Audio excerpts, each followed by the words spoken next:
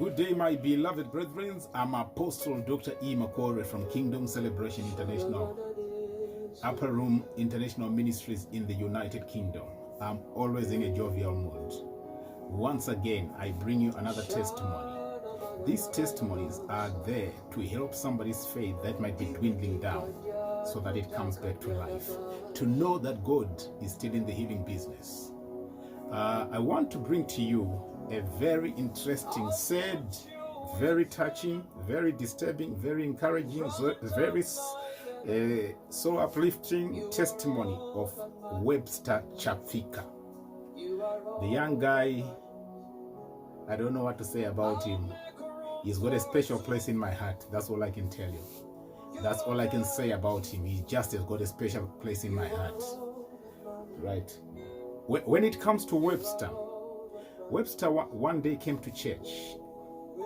I don't know, actually still to this very day, don't know who brought him, to be honest. So he came to church. When he was in church, I saw movement of people close to him, people moving away from him, all because he was not in a good state. You know, when you are not feeling well, when you are sick, when you're poorly, and people are seeing it visibly, there's this auto response that just takes place, this reaction. So people started to move away from him and leaving him up by himself. And I could see it because I was by the pulpit, you know, ministering. I could tell straight away that there's something wrong there. So as service progressed towards the end, altar call, the young guy comes to the front. And I'm like, what's your name? He goes, Webster. And I say, right, I don't need to be told. It's like anybody else. You are not feeling well. Things are not well with you. But because confidence had been battered, he could not say a lot. Then I just laid hands on him, prayed, and I says to him, see me soon after church. So after church, he makes his way through the guys that will be manning the doors and whatever. And he comes, I accepted that he comes through to my office. So he came to the office, we sat down. And I prayed for him and I started to give him counseling. Then I told him, I just want you to stay put. I don't know where you have been. I don't know who you have been to. And I don't know what places you have been to. But I just want you to stay put. I need to see you from next week coming to church. And the guy left. I never expected him to be coming back to church, to be honest. Because I'm not one of those men of God who goes like, no. I just speak so calmly and I just let you go. A little prayer I'll lay. I don't like raise my voice to those who know me. So I let him go and he left. Before you know it, surprisingly, next week he comes to church. I saw him. I'm like, oh God, that boy is back again. So it's good. He's building on faith. After service, prayed for people, just laid hands and let everyone go. Then I saw him continuing to come. Then I knew, right, we have got a person who's stationed. Then I started to pray to God behind the scenes, asking what his situation could be. When God started to reveal things to me about his life, then I knew definitely we have an assignment with the heavens for one of the greatest testimonies to be testified in this very day. Time passed, time flew, 3, 4, 5, 6 months down the line. I was then ordered by the Holy Spirit to make not an altar call, but a call to baptism, him being the center of it all. So I've got one of my sons. I don't do spiritual sons, by the way. He's a son in mentorship. Yeah. So he came, he's got a church in Domboshava, and I'm in Harare. So I told him, bring your church over. Everyone has to come for the baptism. So we all gathered our people together, made a date and made an announcement, went for baptism. Whilst we're at the place of baptism, the Holy Spirit ministered to me. That day it was very cold. It was just the day after the former Zimbabwean president had just passed away, President R.G. Mugabe. And people who are in Zimbabwe know exactly what I'm about to say. The following day, it was very cold in Zimbabwe. But remember, I've got an assignment with the Holy Spirit. where I've been mandated to go and baptize people. But we just had to make sure that we soldiered on through the weather and make sure that the baptism went ahead. I want you to have a look at this. So when we were at the place of baptism, I said to people that were there, you know what? I want you to take heed in case you have never seen the hand of God in action and you have never seen God doing what we know him to do. This guy, I know we are all here for baptism, but specifically this guy, this Webster guy, I want you to observe him from this minute on before I put him in the water and look at his journey in life. I'm going to use this guy with all of you as eyewitnesses to see that God is still in the healing business. There were lots of people from Domboshava, from Harare, from all over. There were lots of people on the day. And the place we went to, it's not like we went to a swimming pool. No, we went to a place where I was directed, guarded by the Holy Spirit. It's a place that is between Borodale and Domboshava. So at that place, it's just a stream, a river that flows through this other holy prayer place. While we were there, I prayed and I said, this guy has got to stand in your life from today onwards till the returning of Christ. He has got to be a testimony. If God does not do anything for you in this very day or any other day from now, look at this boy for you to be able to witness that God is still in the action of healing his people. Took everyone, baptized everyone. Then came the time of Webster, took him, dipped him in the water, brought him out, started to pray. You could tell that the gears in power are moving.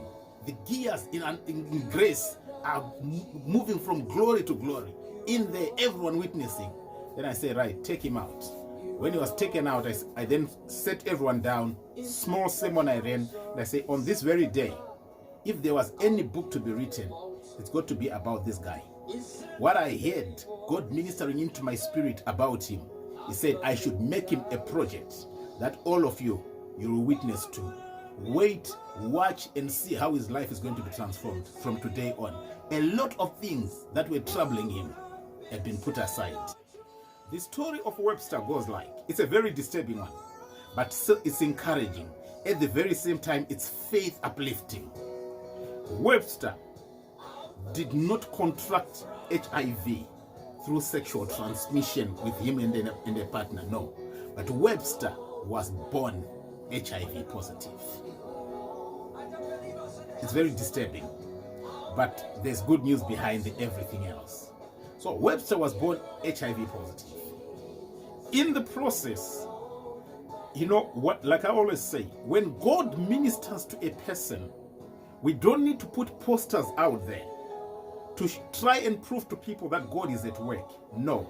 When God ministers into a person's life, it's got to be his family first who have got to be witnesses to what they would have seen. For the first time, I met Webster's father. For the first time, I met Webster's mother. You know what? I like Webster's father. If ever there's people that I can afford to have next to me, Webster's father is one. I'll tell you the reason why.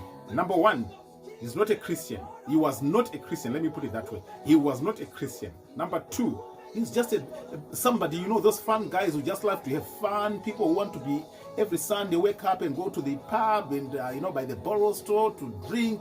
That's the kind of him. Number three, he is one person who was totally against the prophets and the apostles and all these people because of the shenanigans that's taking place in churches that we are all seeing but cannot correct. So he was one of those. When he saw the hand of God upon his own son, for the first time in his life, he's almost close to my age, for the first time in his life, he walked into church. He was putting on a football t-shirt. I remember the day he came. Remember, it's his first time in church. He's not dressed up, geared as we are, because we are church people. You know, we are church people. When we're going to church, we look smart. That's us. But this guy comes and he's putting on a t-shirt, a football t-shirt. But still we loved him like that. We showed him love. And he requested to see me. He thanked me. That's one thing I like about that gentleman. He thanked me, and I told him, glory be to God. And I hope from this, we are going to be worshiping together from today on. Before you know it, he just turned the corner consistently and he started to attend services. All because he knew, he saw what the Lord had done and how he had transformed the life of his son. The guy continued to come. Not only that, the family now, not only the father and mother, the family also started to come. Some were already coming there already, who are his relatives. So in the process, we are talking about somebody whose hand of God has been made manifest in and through him, and is now a moving testimony. Already his ministration in his life, just appearing before people, his ministration complete to the miracles that God can do. This Webster guy, life has since transformed. Right now, he's a wedded person, he's a married person, not only married. This traditional payments, the lobola, fully paid for. Not only that, white wedding. Not only that, running his own business. Not only that, he has acquired his own small property where he's starting to develop a property of his own. One thing about Webster that's interesting, he's not a Harare guy, a Bulawayo guy, or a city guy, let me put it that way. Webster is a hardcore rural. Just coming to Harare on its own, it's a testimony to him when you hear him say, he said, my dream was just to come to Harare. So a joke, but it's true. His dream was just to be in the city of Harare, just to be in the city, capital city. That was his dream. But now the life he's living, it's a miracle to him. He is the one who can't believe it. Everyone else is believing, but he's the one who cannot believe it. The progress that he's making in life to this very day, I tell you. With Webster's story, I want us to take two parts out of it. It's a why story. Number one, remember I said he was born HIV positive. Now from there, was it a one-off or God has continued to minister? We are going to go on the HIV thing. And number one other thing that I need to let people know, I will never mention the name of a hospital if I don't have documentary evidence, and they don't have documentary evidence of the same. Worse more, if the person don't have any documentation along that lines, the hospital has got the right to sue me. So I'm going here to incorporate in this testimony, when it comes to the HIV positive, I'm going to incorporate the district infectious hospital, which many people know as Nazareth. We'll talk about it, then we'll go on the HIV line and see after Webster, who else? There have got to be people. It can't be a one-off. That's what I don't believe. God doesn't do a one-off miracle. What he does, he can repeat as and when he wants. So there's testimonies along those lines. But at the very same time, let's go to his family tree. From Webster, we have got his relatives. We are going to be going on relative, one after the other, while we are building on it, or while we are witnessing on their testimonies. Get ready for this. I guess this is going to transform your thinking. This is going to transform how you see God when we say the power of God is manifesting. This is what many people desire for, and I'll also be teaching about HIV and AIDS. I like one thing. I've got some people who are still HIV positive. I embrace them. I love them. We joke about it. They are free to talk about it with me. People know when you tell me something, I don't pass information to the next person. And when you hear me talk about something, it means to say God has provided for a solution. I'm Apostle Dr. E. Makore.